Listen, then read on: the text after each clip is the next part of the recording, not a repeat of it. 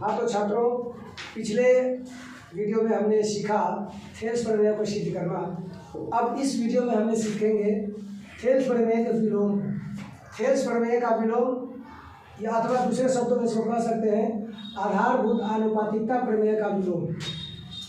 ये मूल रूप से होता क्या है कि यदि कोई रेखा किसी त्रिभुज की दो भुजाओं को एक ही अनुपात में विभाजित करे तो वह तीसरी भुजा के समांतर होती है। यानी कि विशेष प्रतिक्रिया हम इसी में से निकालेंगे। यानी कोई भी विशेष प्रतिक्रिया, कोई भी चीज़ अगर हम मानते हैं तो प्रश्न के अनुसार मानते हैं। जैसे कि ये आपका प्रश्न है तो इसी के अनुसार हम मानेंगे। क्या कहता है, यदि कोई रेखा, लिख देंगे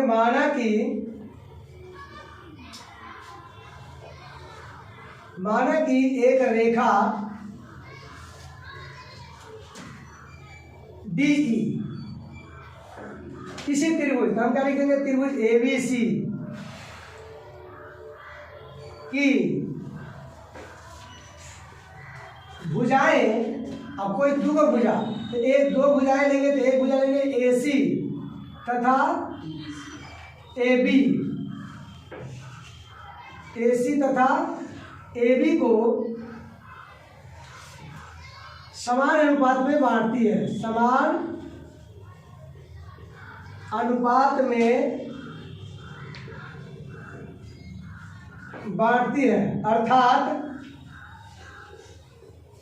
AD बटा DB बराबर AE बटा EC, यानी इसी समान अनुपात में बांटती है।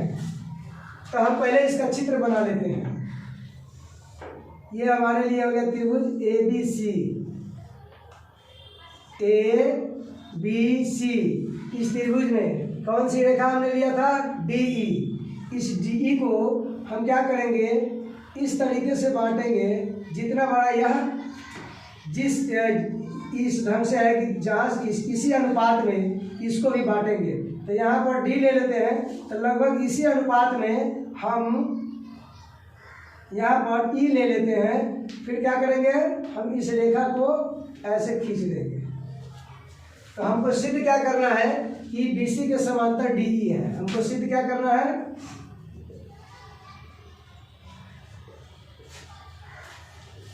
BC समांतर DE। हमको ये BC समांतर DE सिद्ध कर देना है कि ये दोनों समांतर है एक दूसरे के।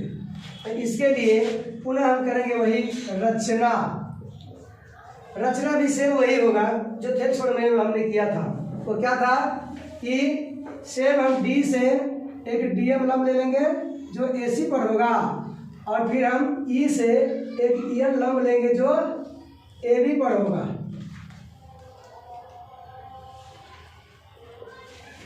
अर्थात हम क्या लिख देंगे फिर इसको कि D से AC पर DM लंब AC तथा E से AB पर EN लंब AB खींचे। और ये खींच कर क्या करेंगे, हम फिर D को C से और B को E से मिला देंगे तथा D को C से एवं B को E से मिला दें। तो हम क्या करेंगे, D को C से मिला दिए और B को E से मिला दिए। अब हमको ये दिया हुआ है कि दोनों समान अनुपात में है, अर्थात AD बटा DB और AE बटा EC समान में है। तो सबसे पहले हम त्रिभुज AB के दोनों त्रिभुज को अनुपात को हम ज्ञात करेंगे। इसके बाद हमको क्या करना है, हमको प्रमाण देना है। प्रमाण क्या देना है, प्रमाण या उत्पत्ति लिखेंगे, कोई बात नहीं है। पहला प्रमाण हम क्या देंगे इसमें कि त्रिभुज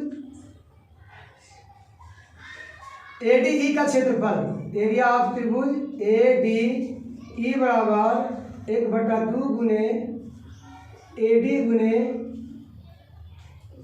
EN तथा फिर वैसे ही एरिया ऑफ त्रिभुज DEB का क्षेत्रफल DEB का क्षेत्रफल बराबर 1/2 गुने DB गुने EN।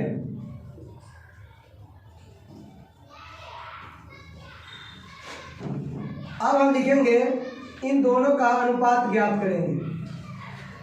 अब हम इन दोनों का अनुपात ज्ञात करेंगे तो क्या मिलेगा हमको, एरिया ऑफ त्रिभुज ADE बटे एरिया ऑफ त्रिभुज DEB बराबर 1/2 गुने AD गुने EN बटे 1/2 गुने DB गुने फिर EN।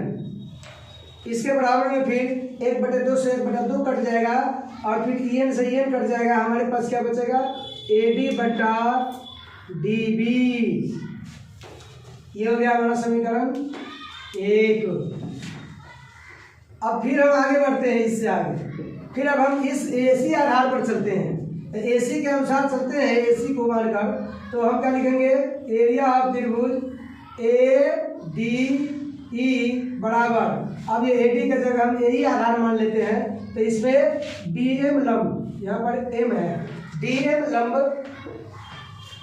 AE हो जाएगा 1/2 गुने AD नहीं बल्कि अब यहाँ पर AE हो जाएगा क्योंकि हमको आधार अब ये लेना है। पहले AD था लेकिन अब AE हो जाएगा। तो क्या हो जाएगा AE और गुने फिर क्या आ जाएगा इसका शीर्ष लंब DM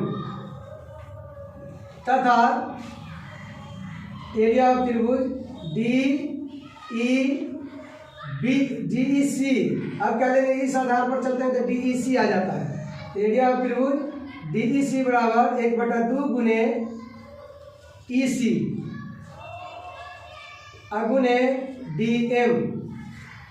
अब फिर हमको प्राप्त करना है क्या, इन दोनों का अनुपात, यानी एरिया ऑफ त्रिभुज ADE बटे एरिया ऑफ त्रिभुज DEC बराबर 1/2 गुने AE गुने DM, AE गुने DM। अब इसका आ जाएगा 1/2 गुने EC गुने DM, क्योंकि इसके बराबर ये है, इसके बराबर ये है, तो ये दोनों ही आपस में बट्टे में आएंगे। फिर ये भी कट पीट करके क्या आएगा, AE बटा EC, समीकरण 2। अब यहाँ तक तो आपने देखा ये बीच की ये सारी क्रियाएं हैं, रचना से लेकर अब तक की क्रियाएं जो थेल्स प्रमेय में हुआ सेम वही है, इससे अलग कहीं भी नहीं है। लेकिन यहाँ से थोड़ा सा अंतर है, थोड़ी सी भाषा में बदलाव करेंगे तो हमको सिद्ध हो जाएगा। अंतर क्या है, विलोम। जैसे हम अगर सीतामढ़ी से पटना जाते हैं तो इसका विलोम क्या है, पटना से सीतामढ़ी आना। ठीक इसी प्रकार अब हमें क्या करना है कि इस थेल्स प्रमेय को जिस प्रकार हम यहाँ से इस भाषा को उलटेंगे कैसे कि हमको दिया हुआ है, क्या दिया है, AD बटा DB बराबर AE बटा EC। हमको दिया क्या है, AD बटा DB बराबर AE बटा EC। इसीलिए एक और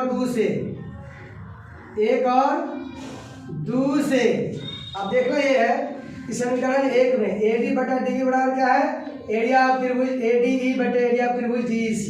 क्या लिखेंगे, एरिया ऑफ त्रिभुज ADE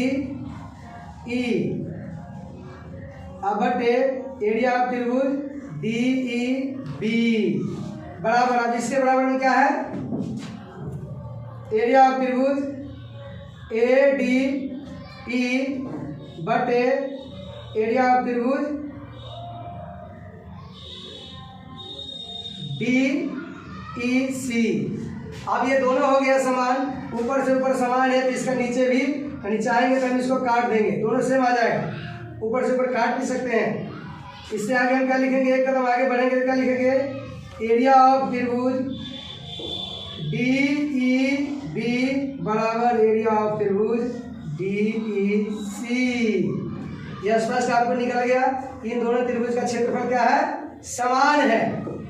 अब हम इससे आगे बढ़ेंगे। ये दोनों त्रिभुज का क्षेत्रफल हो गया समान, तथा त्रिभुज ए डी नहीं DEB, त्रिभुज DEB यानी ये त्रिभुज DEB, ये त्रिभुज और फिर ये त्रिभुज है ना, तथा त्रिभुज DEC एक ही आधार किस पर, DE पर स्थापित है, DE पर स्थित है। अब जान लीजिए कि जब इन दोनों का क्षेत्रफल, एक त्रिभुज का दोनों का क्षेत्रफल भी बराबर और आधार भी बराबर, इसीलिए दोनों का शीर्षलंब बराबर होगा। इसीलिए दोनों का शीर्षलंब क्या होंगे, दोनों के शीर्षलंब समान होंगे। अर्थात जब शीर्षलंब समान होंगे तो क्या होंगे, DE और BE, जब यहाँ का शीर्षलंब और इसका भी शीर्षलंब जब समान हो गया, लंबात्मक दूरी जब हर जगह एक समान हो गया, तो ऐसी परिस्थिति में क्या हो गया, ये DE समांतर BC समांतर DE या DE समांतर BC लिख सकते हैं। हमको यही बातें सिद्ध करना था। ये हो गया पुनः आपका सिद्ध। तो पुनः आप इससे पहले थेल्स प्रमेय को भी देखें और इस वाले वीडियो को भी देखें। अगर आप दोनों वीडियो को देखेंगे तो सब कुछ समझ में आ जाएगा। 5 नंबर का यह प्रश्न है, अगर पूछा तो आपको 5 नंबर मिलेंगे, इसलिए ध्यानपूर्वक इनको पढ़ें, समझे और चैनल को लाइक सब्सक्राइब और जहाँ तक हो सके शेयर भी करें अपने के साथ साथ और भी अपने मित्रों के पास और अपने सगे संबंधियों के पास शेयर भी करना ना भूलें। धन्यवाद।